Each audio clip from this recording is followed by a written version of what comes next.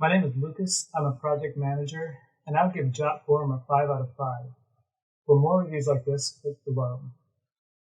I was using the free version of JotForm for years, but using Microsoft Forms and Google Forms and WordPress form plugin, as well as Typeform, lots of other solutions, and I love them all. But finally moved to a paid version of JotForm because of just the flexibility of the form fields that it offers, as well as the reliability.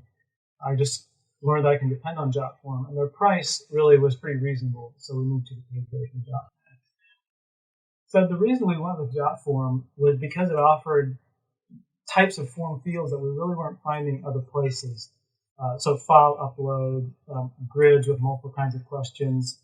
But it did that in a way that was pleasant for me to use as an administrator.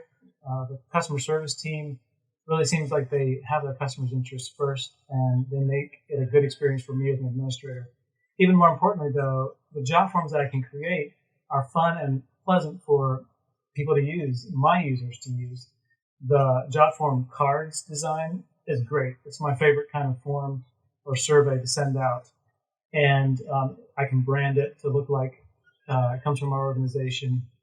So JotForm is just powerful, but also pleasing to use, and has been a great resource for our organization. So JotForm is easy to start to use. Maybe the interface is a little counterintuitive, but it wasn't terribly hard to use. I would say it's quite easy to start, pick up and use. And as you keep going, you'll learn more and more about the ins and outs of it. So if you're considering JotForm, two things to keep in mind.